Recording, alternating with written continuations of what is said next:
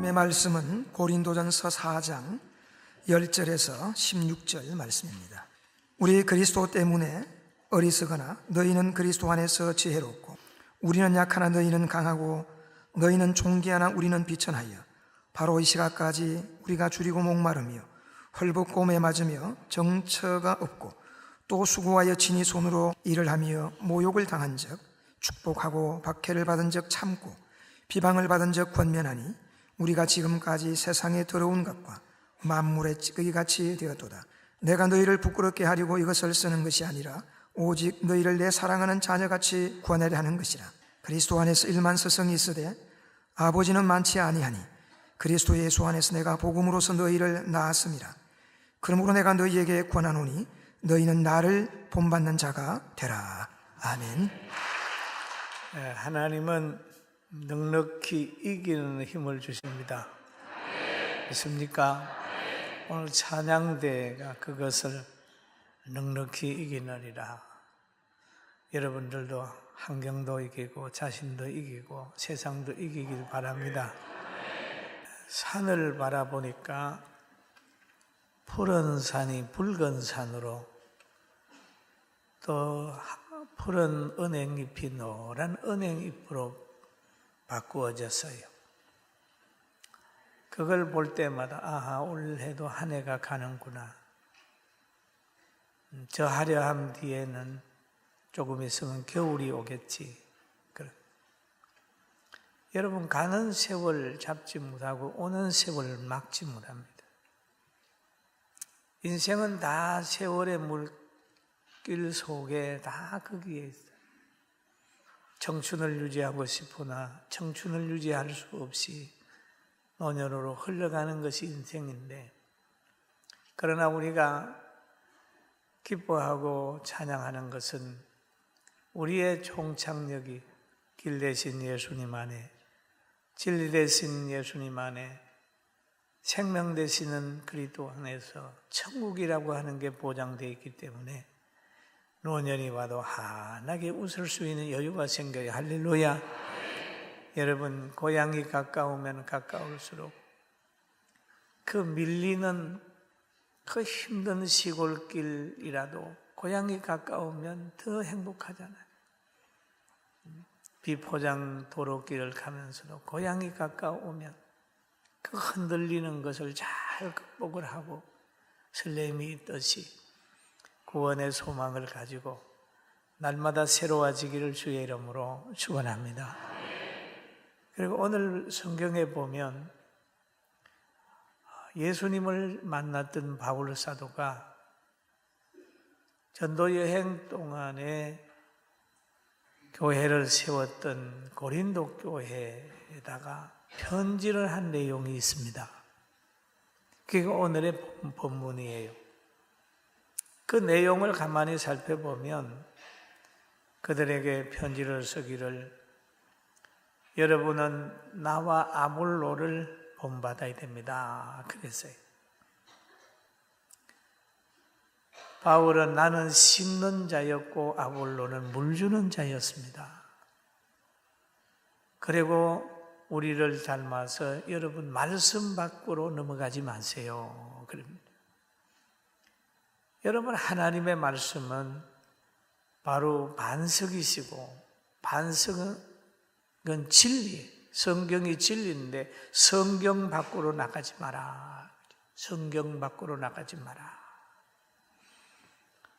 성경 밖으로 나가면 집을 지을 때에 기초를 벗어나서, 그 반석을 벗어나서 짓는 거기 때문에 비가 오고 창수가 나고 바람이 불면 넘어져 버리는 거예요. 넘어져. 그래서 그는 말하기를 6절에 우리에게서 배워 서로 대적하여 교만한 마음을 가지지 말게 하려 함이라. 배워 그랬다. 우리에게서 배워. 바울에게서 배우고 아볼로에게서 배웠으니 너희는 교만하지 마라. 우리가 교만하지 않는 것처럼 너희도 교만하지 말라. 왜냐하면 교만은 패망의 선봉이니까요. 남을 남보다 낮게 여기고 교만하지 않게 되기를 주의 이름으로 축원합니다. 그러면서 너희는 남달리 구별받은 사람이다. 특별히 구원받은 사람이니까 늘 하나님께 감사하고 사람을 자랑하지 마라. 이 세상의 모든 건 하나님이 창조하신 것이기 때문에 창조주 앞에서 사람을 자랑할 수가 없고 사람 앞에서도 하나님 자랑이 먼저지 사람의 자랑이 먼저 아니다. 그리고 하나님이 주신 은총 가운데 늘 자랑해야 된다. 우리의 건강도 자랑거리가 아니고 아름다움도 자랑거리가 아니고 구원받은 것도 하나님 앞에는 자랑거리가 아니죠. 사람 앞에도 마찬가지입니다. 부와 평안 모든 건 자랑거리가 아니라 감사의 조건이라는 걸 알고 늘 하나님 앞에 감사하고 더불어 살아가는 사람들에게 감사하면서 행복한 가정 만들어 갑시다. 할렐루야. 그러면서 말합니다. 너희가 이미 배부르며 이미 풍성하여 우리 없이도 왕이 되었도다. 믿는다고 하면서 자기의 뜻대로 행하는 것은 자기가 자기의 왕으로 사는 거예요. 하나님의 말씀에 통치를 받지 않고 늘 자기가 왕으로 사는 왕으로. 이미 고린도 교회에도 풍성해서 이미 너희가 우리 없어도 지금 왕으로 살고 있다 그런 말을 하지요. 자신이 자신의 인생의 건강과 풍요로움을 이용해서 왕으로 살면 이거 얼마 못 갑니다. 인생은 풀과 같고 그의 모든 영광은 풀의 꽃과 같다. 언제는 시들고 언제는 그 꽃은 떨어진다. 그러나 하나님의 말씀은 세세토록 있다 그런 말이죠. 너희가 그 왕으로 살지 말고 고린도전서 4장 8절에 나온 그대로 우리가 너희와 함께 왕노릇하기 위하여 참으로 너희가 왕이 되기를 원하노라. 너희와 함께 사도와 함께 예수님과 함께 예수님은 만왕의 왕이시면 우리는 그 왕의 위치에서 하나님이 주신 권세를 가지고 하나님이 자기 형상으로 만든 사람에게 준 다스리는 권세, 통치하는 권세를 회복해 가지고 왕으로 살아가자는 거죠. 여러분, 우리도 어떤 환경에 지배되지 않고 하나님 말씀 의지하면서 늘 하나님이 주시는 다스리는 권세를 회복하게 되기를 주님의 이름으로 축원합니다. 할렐루야. 이 많은 사람들이 믿음을 가지게 되면 당당하는 거예요. 왜 그럴까요? 하나님이 주시는 그 권세가 회복이 된 거예요. 그리고 이제 삶의 위치에 대하여 바울은 말하기를 고린도전서 4장 9절에 내가 생각하건대 하나님이 사도인 우리를 죽이기로 작정된 자같이 끄트머리에 두셨음에라고 하는 얘기를 하죠. 왜 하나님이 사도로 불렀는데 그 사형을 당하기로 계획된 사람처럼 인간의 끄트머리에 두셨을까요? 좀 이상하지 않습니까? 그런데 우리는 예수님을 보면 이 모든 것이 풀려요. 예수님은 하나님이 사랑하는 아들이요 기뻐하는 자녀입니다. 그런데 예수님이 이 땅에 오셔서 구원 사역을 감당하실 때 보면 인간의 생각으로는 이해 못할 길을 가셨어요. 이 땅에 오셔가지고 33년 계셨어요. 그것도 왕의 가정이나 풍요로운 가정에 태어나지 않았습니다. 동정녀 마리아 순수한 처녀의 몸을 통해서 이 땅에 오셨어요. 그리고 그가 자라는 가정도 보면 그 목수의 가정에서 평범하게 그것도 좋은 동네도 아닌 나사렛에서 자랐단 말이에요. 그런데 그분이 또 보면 많은 선을 베풀고 오병이의 기적을 나타내고 물을 변하여 포도주를 만들고 그리고 많은 병자를 고쳐주었음에도 온 무리에게 예수를 십자가에 못 박아라고 하는 배신을 맛보고 가신 겁니다. 십자가를 지고 골고다 산상으로 올라갈 때에 넘어지고 쓰러졌어요. 그 올라가는 길에 넘어진 곳에 가면 지금도 기념 예배당이 있습니다. 그리고 골고다 길을 갈 때 많은 사람들이 그 구경을 했습니다. 그러나 하나님께서는 예수님의 가신 그 길을 바울 사도를 통해서 가게 하는 거예요. 구원 사역을 그에게 맡기니까 바로 바울도 예수님이 당한 그 어려움의 한 부분을 당하면서 구원 사역을 감당을 했죠. 우리도 이 땅에 살면서 욕 안 먹으면서 살 수 있는 그런 환경이지만은 예수 믿고 난 후에 얼마나 박해를 받고 이유 없이 욕을 먹습니까? 그래도 주님 생각하면서 행복해지길 주의 이름으로 축원합니다. 할렐루야. 그래서 고린도전서 4장 10절에 보면 우리가 그리스도 때문에 어리석으나 너희는 그리스도 안에서 지혜롭고 우리는 약하나 너희는 강하고 너희는 존귀하나 우리는 비천하여.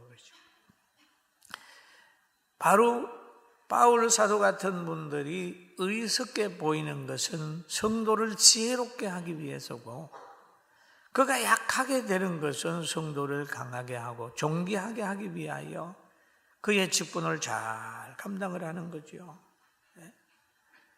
여러분 자녀들을 귀하게 여기고 잘 키우기 위해서 그 부모님들이 얼마나 천한 위치, 얼마나 힘든 위치에 거합니까? 예수님이 우리를 구원하기 위하여 십자가를 졌다면 바울은 복음을 전하기 위하여 정말 끄트머리 인생을, 낮아지는 인생을 살았다, 그렇게 보는 거예요. 그러면서 편지를 쓰면서 그는 이렇게 얘기를 하죠. 바로 이 시간까지라고 하는 표현을 하죠. 편지 쓰는 지금까지 우리가 줄이고 목마르며 헐벗고 메맞으며 정처가 없고 그런 말을 하지 않아요. 줄이고 목마르며 헐벗고 메맞으며 정처가 없다는 거예요. 이 사람이 예수님을 영접하지 않았다면 바리새인들에게도 인정받고 많은 사람에게 박수받는 청년이었어요. 그래서 말하기를 내가 너희를 부끄럽게 하려고 이것을 쓰는 것이 아니라 오직 너희를 내 사랑하는 자녀같이 권하려 하는 것이라. 자녀같이 권하려는 것이라. 자녀에게 주는 교훈은 그 중심에 사랑이 꽉 차 있습니다. 책망도 사랑이고 또는 주는 것도 사랑이고 매도 사랑이고 전체 사랑이에요. 사랑하는 자녀, 성도들을 자녀로 생각했어요. 그러면 부모가 자녀를 사랑할 때 희생을 기뻐하고 그 사랑은 주관적인 겁니다. 많은 사람이 미워한다고 할지라도 부모님은 자녀를 사랑해요. 아낌없이 사랑합니다. 제가 시골에 있을 때 보니까 자녀들 대학 보내는데 자손 대대로 물려받은 땅을 파는 것도 망설이지 않는 거예요. 이게 부모님이에요. 그럼 바울은 고린도 성도들을 자녀같이 대했다, 그런 말이에요. 그러면서 그의 교훈 가운데 그런 말이 있습니다. 그리스도 안에 일만 스승이 있으되 아비는 많지 아니하니 그리스도 안에서 내가 복음으로 너희를 낳았습니다.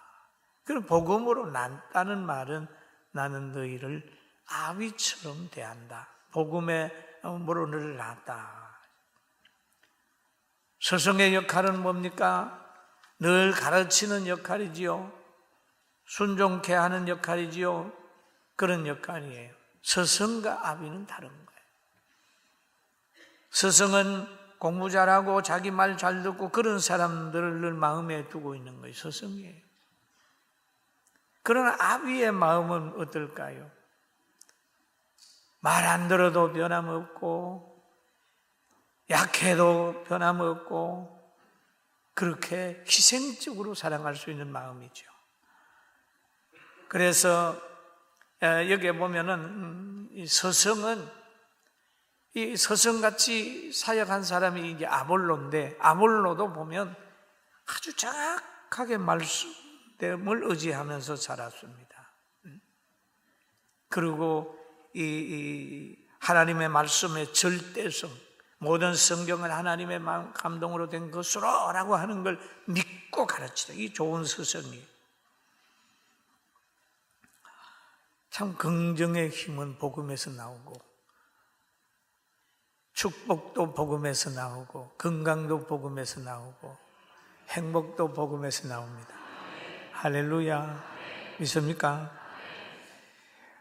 어떤 분이 해외에 있는 어떤 분이 저한테 그런 얘기를 했어요. 이번에 미국 대통령이 와서 국회에서 연설을 했죠.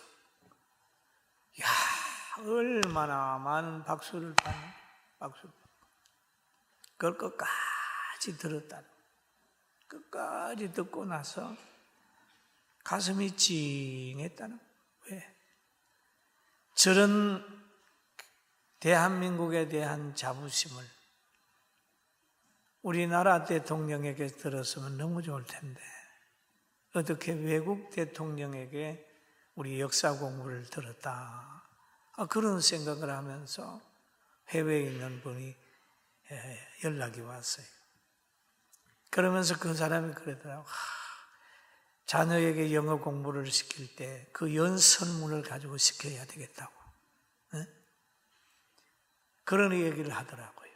왜 그러냐면 단어가 가장 정확하게 구상이 됐을 거 아니에요. 대통령이 그 해선이 얼마나 잘 썼었겠어요. 야, 우리나라 여러분 자꾸 다른 사람 보면 우리 대한민국 나쁘다 그러는데 저는 지금까지 대통령들 다 좋아해요. 할렐루야. 그 당시에 그때 최선을 다한 거예요. 여러분, 우리가 역사가 딱 지나갔을 때에 그 역사를 그때의 눈으로 봐야 바르게 보지, 현재의 눈으로 보면 그 역사는 굉장히 문제가 있을 수 있어요. 과거에 어떤 사람 보고 제가 그랬어요. 개척할 때 너무 힘들어서 참 그랬다 그랬더니 뭐라 하는지 아세요? 그때 냉장고에 있는 라면이라도 좀 끓여 드시지요. 그런데 그러니까 지금 현실적인 문화로 그때를 보면 아니 라면이라도 끓여 먹지 뭘 그때 바꾸고 있냐고 그런 거죠. 그러나 그때 무슨 라면이 있고 그때 뭐가 있습니까? 역사는 그때 충실하게 하나하나 이어지고, 여러분 시골에 있을 때 보면은 60km로 달리는 차를 굉장히 빨리 간다고 그랬어요. 왜? 비포장해서 60km 가봐요. 허리가 끊어지려면. 근데 지금 60km 그러면 웃기는 거죠. 120km씩 가는. 그때 차가 60km 가는 걸 보면은 되게 빨리 간다고 그러는데 다르잖아요. 역사는 그때 상황으로 돌아가서 보고, 또 우리가 성경을 읽을 때에도 그때 예수님 때의 상황을 생각하면서 문화적인 간격을 보면서 기도하고 인정을 할 때 믿음이 더 올라가요. 아멘. 할렐루야. 아멘. 그러잖아요. 부모님의 얼굴을 볼 때라도 그러잖아요. 부모님 보고 왜 그렇게 천천히 다니고 머리는 하얗게 씻냐고 그렇게 얘기하면 안 되잖아요. 그 젊음이 다 자녀에게 바쳐졌잖아요. 현재를 보면서 과거의 수고를 알아주고, 이렇게 할 때 가정도 따뜻한 가정이 된다는 걸 믿게 되기를 주의 이름으로 축원합니다. 그러면 오늘 이 본문에 보니까 그리스도 안에서 아비의 역할을 얘기를 하고 있는 거죠. 아비는 가정에서 있어요. 아비는 많이 있지 않아요. 부모는 한 명이에요. 엄마도 한 사람이고 진정 부모는 이제 아버지도 육신의 부모는 그래요. 그런데 복음으로 낳았다라고 하는 것은 이게 영적인 자녀인데 이 영적인 자녀도 바울 사도는 자녀처럼 생각해요. 믿음의 아들 디모데 이 얘기하면서 그렇게 헌신을 했거든요. 그런데 육신의 부모가 자녀를 사랑하는 걸 보면은 이것 역시도 무슨 사랑이냐? 신분적 사랑이었다. 이 신분적 사랑의 강도는 참 깊습니다. 과거에 아주 엄청난 죄를 진 그런 거 있잖아요. 그 사람이 막 사람을 죽이고 막 했던 그 사람의 어머니가 나와서 우리 아들 참 착한 아들이었는데 서울에 돈 벌러 간다고 했는데 돈 벌어오면 같이 잘 살려고 했는데 선생님들 우리 아들 좀 살려줘서 우리 아들 착한 아들입니다. 그 부모가 보기에는 그런 거죠. 그런데 성경 속에 보면은 이스라엘을 괴롭히고 왕을 대적하고 굉장히 국법을 어긴 아들이 있어요. 다윗의 아들 중에 압살롬입니다. 압살롬. 그 압살롬이 정말 잘못했어요. 그래가지고 그냥 이스라엘 군대가 가고 그 장군들이 가서 압살롬을 죽여버렸습니다. 그럴 때 다윗이 열왕 사무엘하 18장 33절에 보면 그 반역자가 죽었는데 그를 자기 아들이기 때문에 이렇게 얘기를 하죠. 같이 봅니다. 왕의 마음이 심히 아파 문 위층으로 올라가서 우리가 그의 올라갈 때에 말하기를 내 아들 압살롬아 내 아들 압살롬아 그러죠. 차라리 내가 너를 대신하여 죽었다면 압살롬 내 아들아 하였더라. 이것이 부모 마음. 그리고 바울 사도는 그 고린도 성도들을 갖다가 자녀처럼 사랑했다 그런 말을 하면서 갈라디아서 4장 19절에는 이런 얘기를 하지요. 나의 자녀들아 너희 속에 그리스도의 형상이 이루기까지 참 신자가 되기까지 그 말이에요. 다시 너희를 위하여 해산하는 수고를 하노니. 야, 이것이 바로 목회자가 가는 길이고 또 여러분 믿는 사람이 가정에서 자녀들에게 신앙의 성장을 위해서 다시 한번 해산의 고통을 영적으로 해산의 고통을 하는 거죠. 기도하고 눈물을 흘리고 헌신하고 본을 보이는 것을 하는 거예요. 해산의 고통을 통해서 자녀들이나 가족 친지들에게 그리스도의 형상이 인격이 갖춰질 수 있도록 노력하는 우리 모두가 됩시다. 할렐루야. 그래서 요한복음 5장 24절에 말합니다. 내가 진실로 너희에게 이르노니 내 말을 듣고 또 나 보내신 이를 믿는 자는 영생을 얻었고 심판에 이르지 아니하나니 사망에서 생명으로 옮겼느니라. 할렐루야. 사망에서 생명으로 옮겼느니라.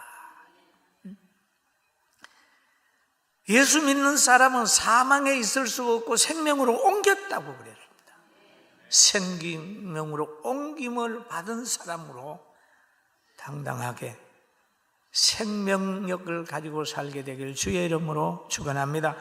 고린도후서 4장 12절 같이 한번 봅니다.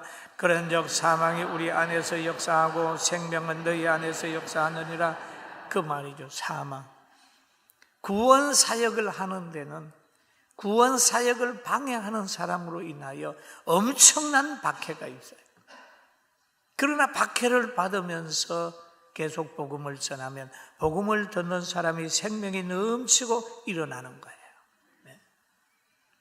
여러분 참 앞선 사람이 받는 박해, 핍박 그런 것이 있어도 생명 내걸고 가는 거예요. 환난과 핍박 중에도 성도는 신앙 지켰네. 이 신앙 생각할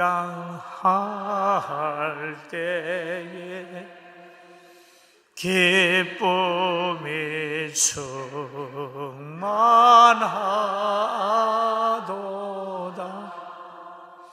성도의 신앙 따라서 죽도록 충성하겠네. 할렐루야. 참, 예수님 안에 산다는 것이 얼마나 행복이죠. 나는 우리 성도들이 그 예수님 안에 살면서 제가 가지고 있는 이 행복감을 좀 가졌으면 좋겠어요. 세상에 여러분 염려하고 걱정하고 한다고 되는 거 있습니까? 없어요. 그리고 눌려 있어 보면 밤잠 못 자죠. 그러나 다 맡기고, 자녀도 내 아들이 아니라 하나님의 자녀니 주셨으니 키워도 줄 거고, 서로 간에 인생이 있으니까 믿음 가지고 서면 옆 사람도 행복하고 나도 행복하고 여러분도 행복하고.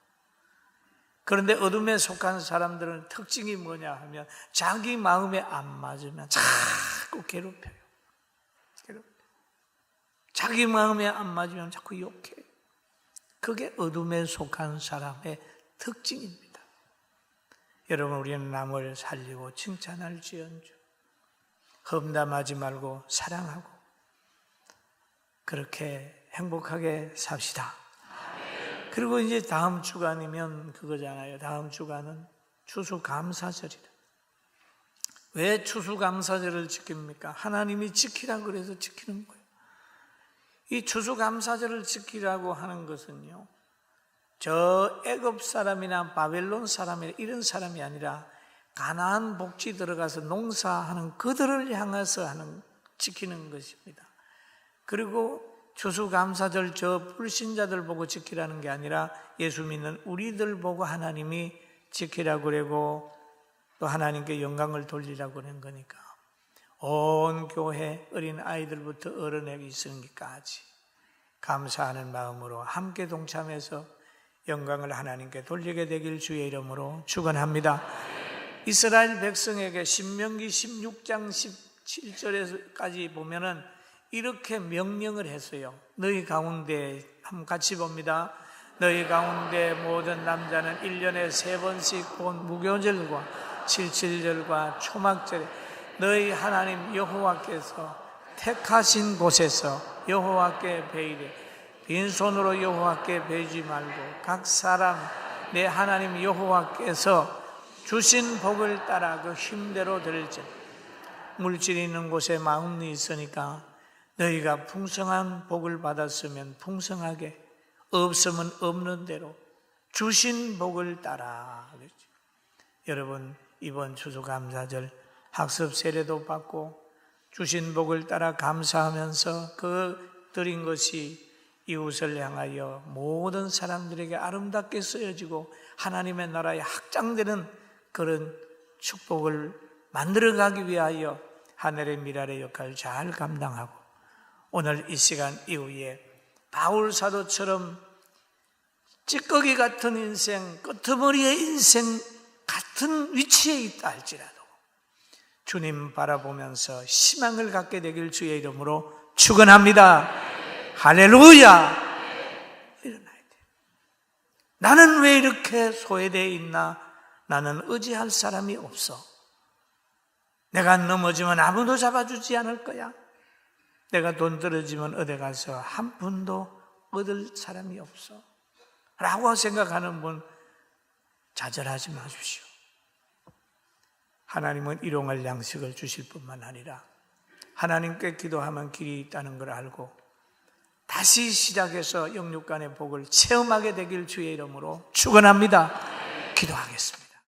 지금은 우리 주 예수 그리스도의 은혜와 하나님 아버지의 그 커진 사랑하심과 성령님의 감동, 감화, 충만 내적 교통하심이 하나님을 사랑하고 은혜 받는 모든 성도들 머리 위에와 전 세계 방방곡곡에 흩어져서 열심히 공부하고 또 열심히 일하는 사랑하는 성도들 머리 위에, 신령한 가족들과 이 나라의 이민족 위에, 교회 위에, 성민을 위해 지금부터 영원 무궁토록 함께 있을지어다. 아멘.